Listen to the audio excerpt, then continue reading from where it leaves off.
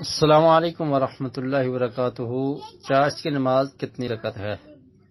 چاشت کی نماز کی کم از کم تعداد، یعنی کم سے کم اگر آپ پڑھنا چاہتے ہیں تو وہ 2 رکعت ہے۔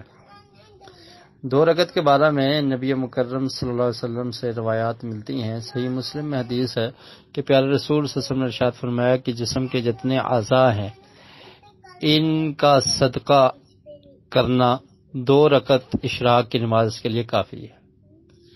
اور اسی طرح حضرت ابو ہریرہ رضی اللہ تعالی عنہ سے مسلم میں ہی یہ حدیث موجود ہے کہ وہ کہتے ہیں کہ مجھے اللہ کے رسول صلی اللہ علیہ وسلم نے یہ نصیحت کی کہ 3 کاموں کو میں کبھی ترک نہ کروں۔ ہر مہینے کے 3 روزے رکھوں، اور سونے سے قبل وتر پڑھ لوں، اور اشراق کی 2 رکعات ادا کروں۔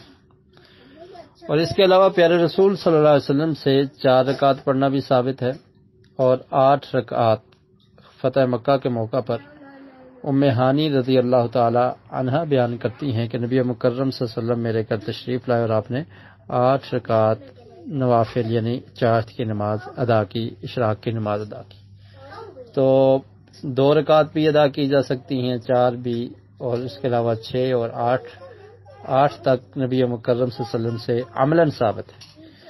اور اسی طرح حضرت عائشہ رضی اللہ تعالی عنہا سے ایک روایت ہے کہ نبی مکرم صلی اللہ علیہ وسلم نے اشراق کی 4 رکعات ادا کی، اور پھر فرمایا کہ اس میں زیادتی بھی کر لیا کرتے تھے جتنی اللہ تعالیٰ توفیق دیتا۔ تو اس سے یہ ثابت ہوتا ہے کہ اس کی کوئی لیمٹ متعین نہیں ہے، کم از کم 2 ہیں، زیادہ سے زیادہ 8، 10، 12، اور اس سے زیادہ بھی اگر کوئی پڑھنا چاہے تو نفلی نماز ہے، اس کو پڑھ سکتا ہے۔